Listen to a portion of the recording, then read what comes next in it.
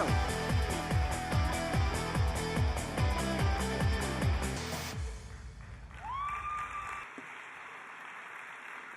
I have no psychic powers, and I cannot read minds, but I'll tell you who can read your mind. The students can read your mind.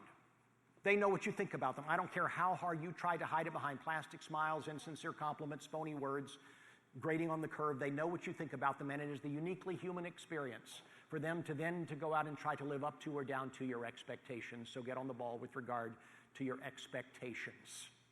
There was a fascinating study run in San Francisco, California in 1964. Sadly, you have to go back that far to get reliable data because teachers today would know instantly they were being set up.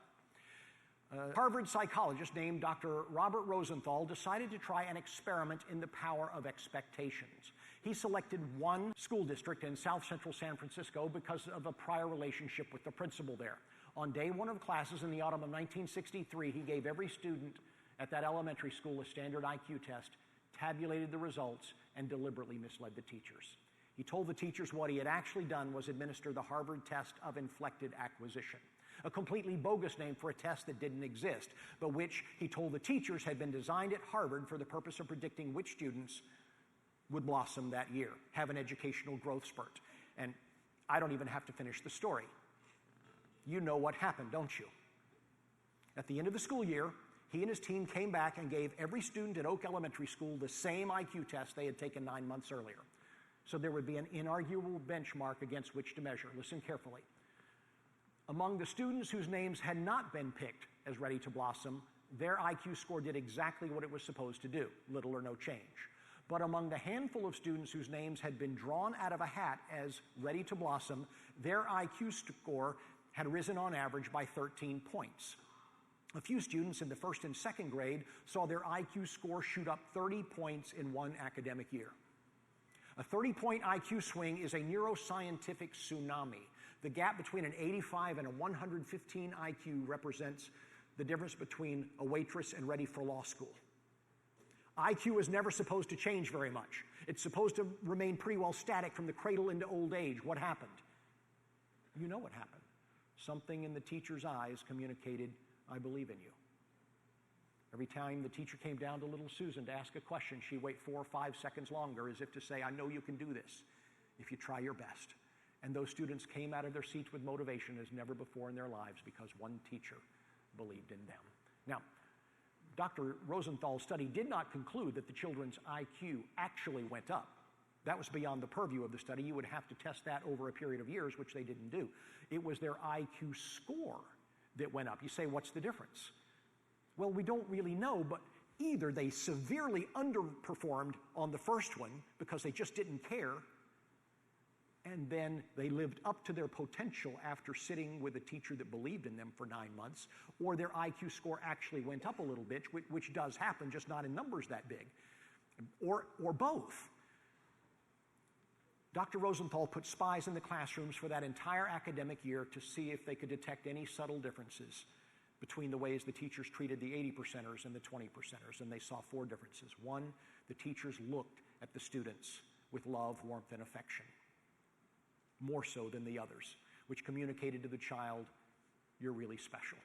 Secondly, the teacher called on those students more often, gave them more opportunities to participate in class, which told the child, you're one of my best students, and abracadabra, they became exactly that. Thirdly, she gave them more assignments and harder assignments because she lived under the illusion that these children were better prepared to do the advanced work than all of the others. And voila, they were. Finally, she gave them different feedback. When a 20%er turned in good work, she would light up like a firefly. She would be effusive with her praise and say, you see, I told you you could do it. I knew you could do it. But when they turned in bad work, she'd throw it right back in their faces. She'd say, this is unacceptable. You are much smarter than this, and you can do better. And hocus pocus, they could. But when an 80%er turned in bad work, she wouldn't say anything. She'd just look at them with a disappointed expression on her face and shake her head, as if to throw up her hands and say, well, what else should I expect? You weren't ready to blossom anyway. And double, double toil and trouble, fire burn and cauldron bubble. Dark magic flew from that teacher's eyes and enveloped that poor child in a shroud of negative expectations, and they weren't, in fact, ready to blossom, and so they didn't. What do your eyes say to a student? And this doesn't have to be a teacher. Hey, if you work at the front office, what do your eyes say to a kid who's been sent to the principal's office for the 3rd time in a week?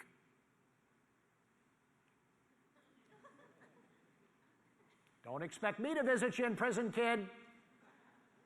Or do your eyes say, okay, you've got a lot of misplaced energy now, but one day that will be channeled into a truly great man. I had 65 Boy Scouts in my Boy Scout troop. I wanted every single one of them to think that he was my favorite.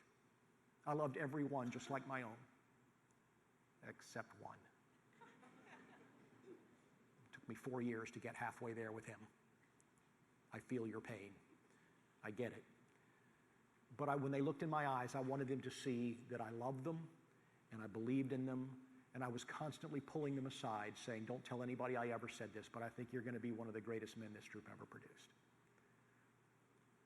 It's been 7 or 8 years, and now they are indeed some of the finest young men on earth. I'm just so fulfilled by seeing the difference made in their lives by just believing in them, loving them, and trying to invest in them.